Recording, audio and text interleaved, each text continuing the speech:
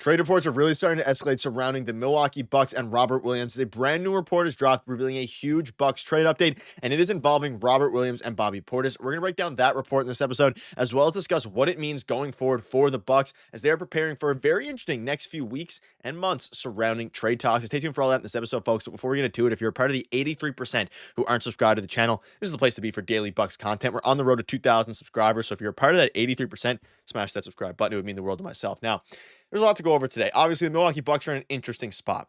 They're winning games, but there's still some question marks. And Bobby Portis is playing very well, but there are question marks about their backup big man position. And a report dropped today saying the Trailblazers have a strong trade market developing for Robert Williams. The Bucks, Lakers, Suns, and Rockets are among the contending teams who have recently checked in on Williams. Williams is averaging 9.6 points, 6 rebounds, 1.9 blocks in 19 minutes per game. So there's a few different things to go over here. And obviously, as you look at Robert Williams, you're thinking there's a few different things you think about. Obviously, he's a phenomenal defensive big. He would fit perfectly into the Bucks system in the sense of being a defensive-minded, rebounding-focused backup big man.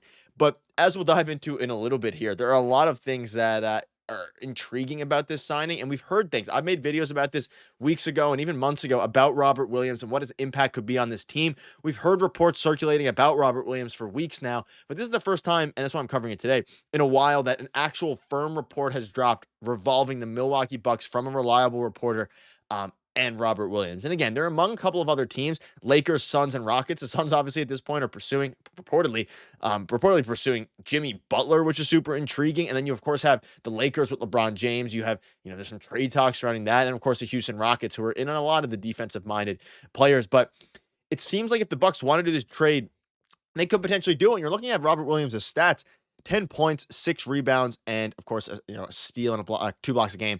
He's playing in a very limited role, and he's obviously managing his injury. He hasn't played much as of late at all, but in the games that he has played for the Portland Trailblazers, he is putting up some very good stats efficiently as well. Not just field goal percentage, where he's shooting 71% from the field, but also when it comes to the minutes. And he on this team, the Milwaukee Bucks, he wouldn't have to play a ton of minutes. We're seeing kind of how they play Brook Lopez. He doesn't play 35 minutes every single night, especially depending on matchups, depending how he's doing. We saw a couple games ago, Doc Rivers did a great job in taking out Brook Lopez. He was gassed. He was getting worked. It was against the Brooklyn Nets, and he was really getting abused a little bit in the pick and roll and on the matchup. So we saw Doc Rivers take him out of the game in the fourth quarter. And it ultimately worked out, and that was one of the best adjustments Doc could have made. So when you have a guy like Robert Williams, if the Bucks are able to acquire him, they're pursuing him because he's a guy off the bench that you can bring in to provide some, severe energy to this team, give some defensive effort. Obviously, of course, a pick and roll with him and Dame will be very effective. But the big question mark about this acquisition is always going to be surrounding not being able to shoot the ball, because every big man that they have currently can shoot the ball. Now, obviously, you think about Liam Robbins, their third and fourth string center. He doesn't play. Brook Lopez can shoot the 3 ball. Bobby Portis can shoot the 3 ball. And the reason they're surrounding these guys with Dame and Giannis, that is, these guys with shooters, is because, of course, Dame obviously can shoot the ball well, but Giannis doesn't shoot the ball very much. He's very good from the midi, and he's been great this season. But Giannis is at his best when he's going downhill and approaching, attacking the rim, approaching the game from the perspective of, hey, I'm going to attack. He's a 7-foot, superhuman, demigod, whatever you want to call him. So his abilities are best utilized when, of course, there's shooters around him. And we've seen it, and we have seen it over and over again with Bobby Portis, especially over his past couple games where he's played unbelievable, like I've been clamoring about on this channel.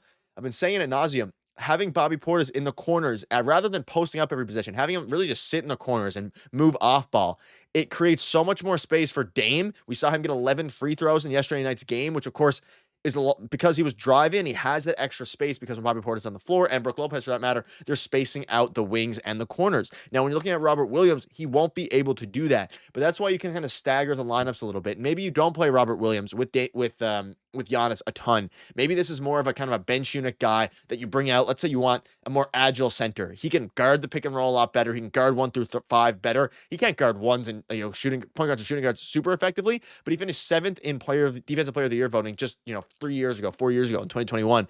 So he is a better defender than Brook Lopez just in general. That being said, there are some issues, and we've been talking about Walker Kessler as well. And a trade brought Robert Williams for 2 seconds for Bobby Portis, and it's an interesting one because you're getting rid of Bobby Portis, who I don't know if the Bucks win their last game without Bobby Portis, and maybe even the game before because of how good he has been playing as of late. So if you're looking at this immediately thinking about, some recency bias, maybe you're thinking, hey, Bobby Portis has been really good. He's been scoring the ball at a super efficient clip. He's been hitting threes, all these different things. And you're giving up 2 seconds for a guy who's injury prone, 27. But at the same time, what you're getting back with this deal is an athletic big who I genuinely think, if healthy, I would probably still prefer Walker Kessler, but if healthy, can be one of the best defenders in basketball and in the NBA and would fit really well in helping define giving identity, giving an identity to the Bucks defense. Now, whether that's in the starting unit, whether that's in the bench unit, again, he's injury prone. I get it. He hasn't played a lot. And I think that asking price is a little steep. Maybe just Bobby Portis for Robert Williams in 1 second round pick. But again, the Bucks here are getting the second round picks. So it's like the Trailblazers are, it's, you're not giving up second round picks, you're getting second round picks. And I think if you're the Bucks, you probably do this deal, but I don't know if it's a realistic deal for either side because why would Portland want to give up Robert Williams and 2 picks in order to get an aging guy in Bobby Portis? That's why the deal I don't think makes a ton of sense. That being said, I think a more realistic scenario would be maybe even the Bucks giving up a pick in this deal. But I mean, if you're the Bucks, you get 2 seconds and you get Robert Williams. I don't hate it, but let me know. On the surface, I feel like this is a fine trade for the Milwaukee Bucks. But again, as of late, Bobby Portis has been playing very well. And the article basically goes on to say that, of course, Bobby Portis is 6'10". There's a bit of a size difference there, but you're trading Bobby Portis' offense for Robert Williams' defense. That's exactly what you're doing. And as you look at Bobby Portis' stats this year, he's shooting a fairly efficient. He's averaging 13 a game efficiently, and that's why you'd of course be getting the picks back in theory because the Trailblazers would Bobby Portis probably is a better asset at this point because he's actually reliable, and that's the biggest thing, right? And that's why in this trade, the Portland Trailblazers are adding the picks because, of course, you're looking at it and you're like, hey, Robert Williams is not healthy. He's only played 7 games, but you're kind of paying for the upside here. If I'm the Bucks, I seriously consider this. If you're getting 2 second-round picks, granted, one of them being New York, but even the Memphis one in 2026 could be interesting depending how that team continues to develop. So if I'm the Bucks, I seriously consider this trade. The issue with this is, though, and let me know down below what your thoughts are, like, Bobby has been playing so well as of late that I'm not entirely sure you can afford to kind of have him out of the, but like, it depends on the night. Some nights he's super good, but if he's not shooting like 80% from the field, his defense is so poor that it really hinders it. So I would love this deal. Again, I'm not a huge Bobby Portis guy. Some of you guys in the comments call me a Bobby Portis hater. I've given him his props and his flowers when he's been good, but if you're getting 2 seconds and you're getting Robert Williams, assuming he's somewhat healthy, I love this deal. Let me know down below what your thoughts are, though, because I know it's kind of up and down here. I like Robert Williams. I think he's a good fit and would help give the Bucks team some identity and some much needed agility because they have minimal of it now aside from Giannis Antetokounmpo. So let me know what your thoughts are on that trade down below. But also Chris Middleton, he scored 0 points in the last game, but he had 8 assists. He was a great facilitator. We saw it against the win against the Magic. We saw it in the win against the Brooklyn Nets. And Damian Lillard had some things to say about it. He said, you'll see him on the sidelines, and he will say, they keep doing this, so this is what we need to do. I'm doing this for a couple possessions after on this play, and after a couple times, do something different. He'll tell me what to do. I see him communicating that way throughout the group. For me, as a point guard, somebody who's already looking around and looking at what the coach is saying to the other team and trying to find some kind of advantage. Having a guy out there who plays like that, I feed off of his mind. You can feel it. I'm out there. I'm sure everybody in the team can feel that. It's not just a numbers thing. So it's like, you're looking at it from the perspective of, how well he's played. He had 0 points in the game that they won against the Orlando Magic, but he had 8 assists and he was such a good facilitator. I was talking about it in the post-game video. Like, it doesn't matter if he scores a ton. Having a tertiary ball handler, really a secondary ball handler, because Giannis isn't, necessarily a primary ball handler by any means, even though he does, of course, handle the ball and dribbles and is good creating the ball.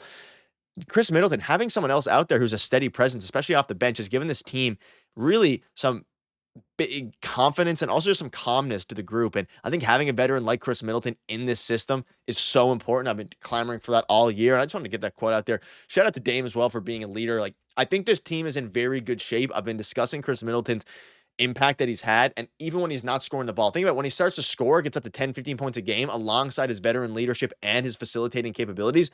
I think that this team is going to go places. And I think that adding another defensive big man could help a ton.